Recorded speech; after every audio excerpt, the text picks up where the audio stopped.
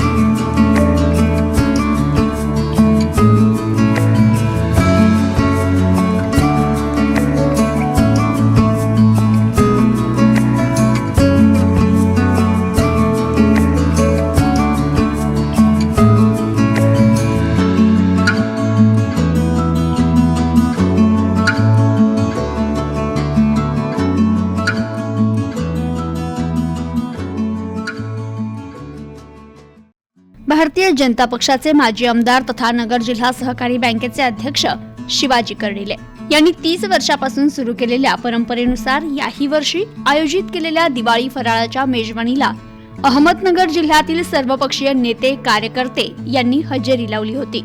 शिवाजी कर्डिले यांच्या दिवाळी फराळाचं यावर्षीचं आकर्षण ठरलं ते विखे आणि जगताप पिता पुत्रांची हजेरी। विखे पिता पुत्रांच्या शेजारी बसून कर्डिले जगताप व्याही फराळाचा आस्वाद घेत होते।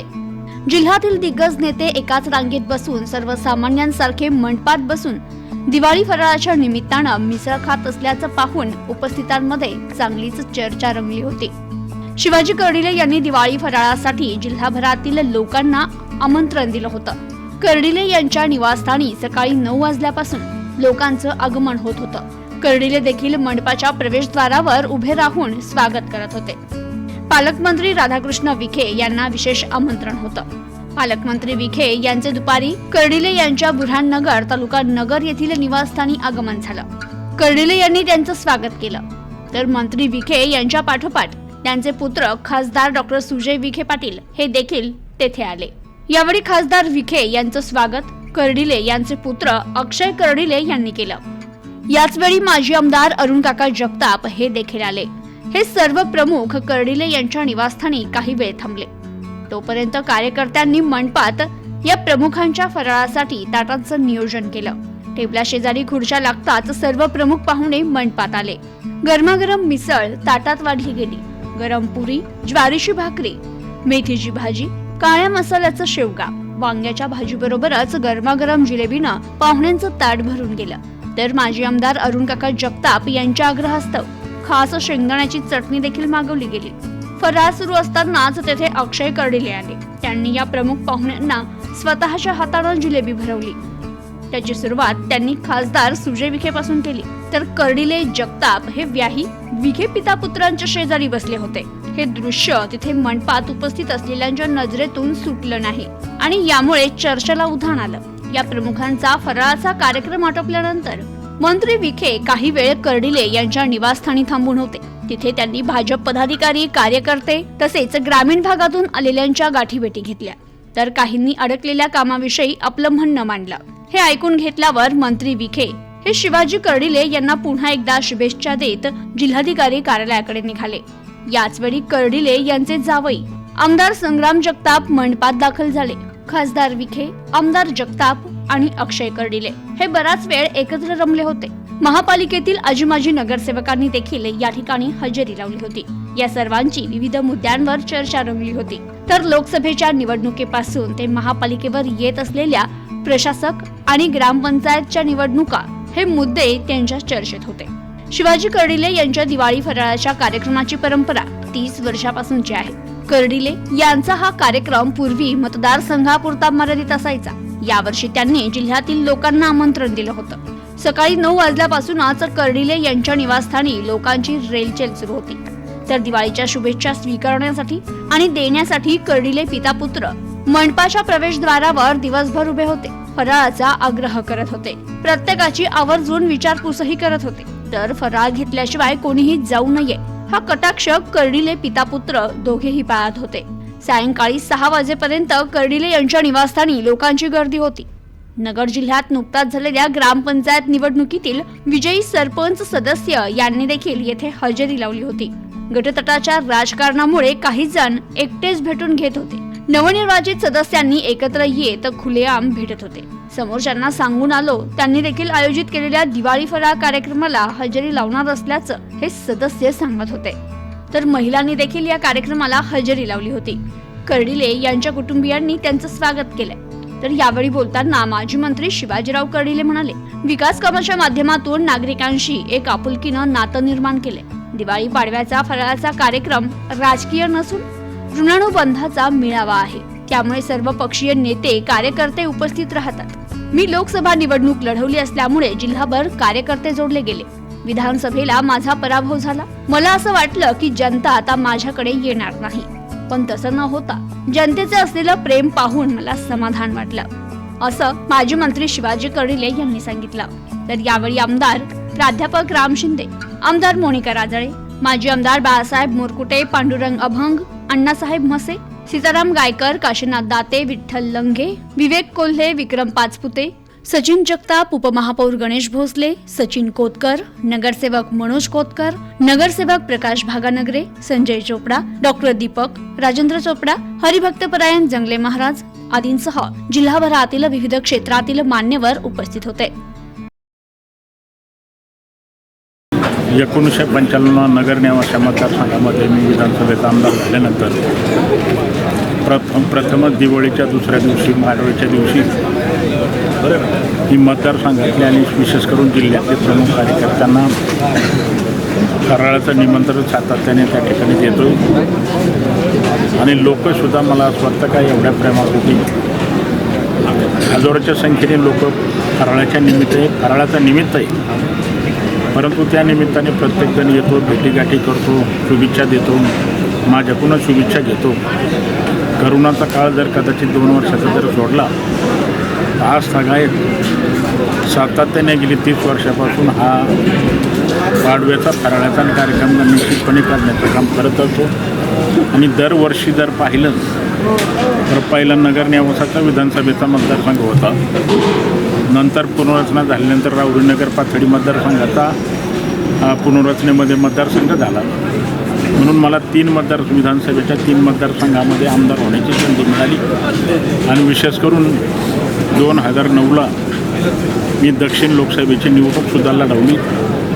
त्या निमित्ताने दक्षिण लोकसभेच्या मतदारसंघामध्ये अनेक कार्यकर्ते त्या माध्यमातून जोडले गेले आणि तेच कार्यकर्ते सातत्याने मला असं वाटतं आज सगळ्यात नुसता फोनच्या माध्यमातून निरोप गेला किंवा कदाचित एकमेकाला पेपरच्या माध्यमातून, व्हॉट्सअपच्या माध्यमातून निरोप गेला तर मोठ्या संख्येने लोक आनंदाने येतात, फराळ घेतात आणि मलाही पण शुभेच्छा देतात, मी त्यांना शुभेच्छा देतो.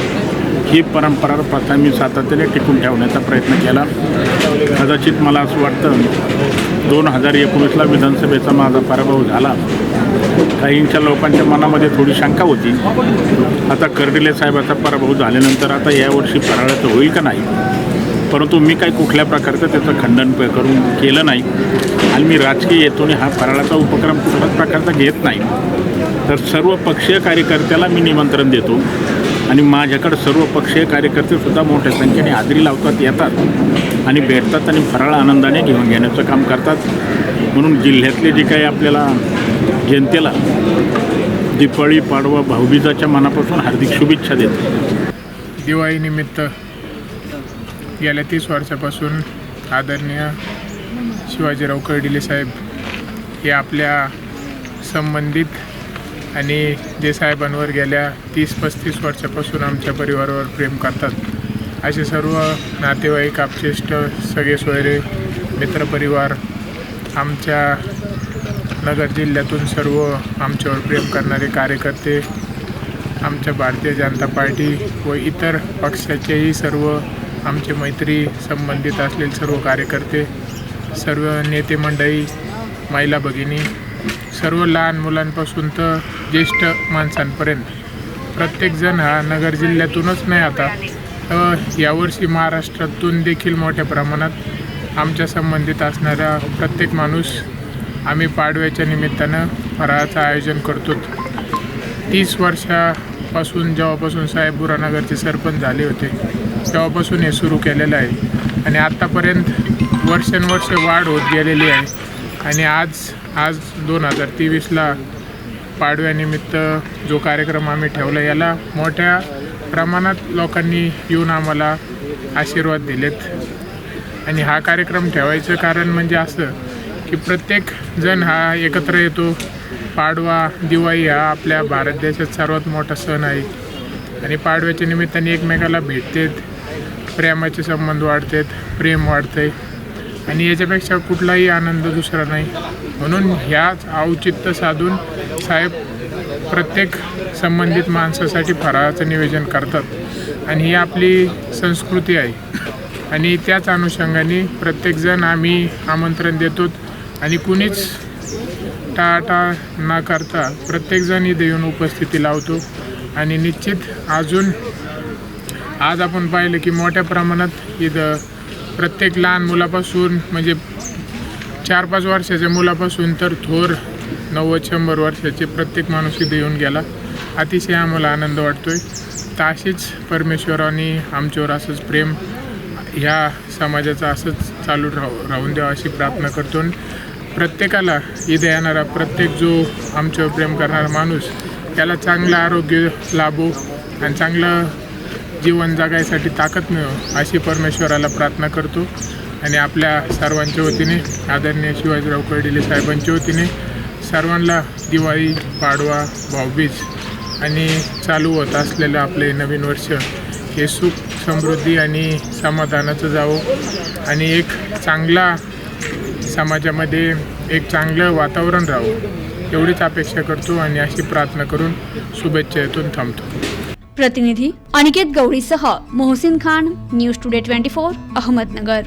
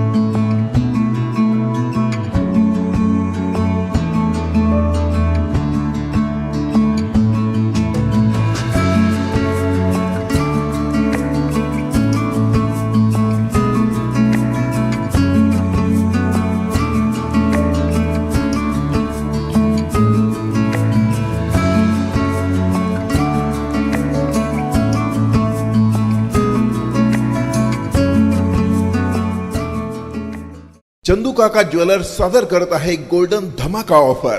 जिंका लाखोंची बक्षिसं. ऑफर शानदार, बक्षिसं धमाकेदार. कालावधी 15 ऑक्टोबर ते 30 नोव्हेंबर. प्रथम बक्षीस 1 लाखाचं सोनं, दुसरं बक्षीस बँकॉक ट्रिप, इतरही भव्य बक्षिसं. शुद्धता और सुंदरता साथ साथ. Chandu Kaka jewellers, Vasant talkies road, Ahmednagar, Belapur road, Shrirampur आणि धामणगाव रोड, कडा. चंदू काका ज्वेलर्स. अरे एवढ्या वेळेपासून काय लिहितोयस? अगं सारे प्रोडक्ट्स जे मी सॅमसंग फॅब ग्रॅब फेस्ट मधून विकत घेईन. एवढी मोठी लिस्ट? जर ऑफर्स इतके सारे आहेत तर लिस्ट पण मोठी असणारच ना. या फेस्टिव्ह सीझन मध्ये मिळवा up to 27.5% cashback. Free galaxy S23 ultra selected TVs वर स्पेशल बेनिफिट्स 21,000 पर्यंत. फ्री प्रॉडक्ट इन्शुरन्स आणि खूप काही. विजिट करा Samsung smart plaza, Ram agency, market yard, Navi Peth, Savedi, Ahmednagar आणि मिळवा amazing fab grab fest offers. अटी लागू.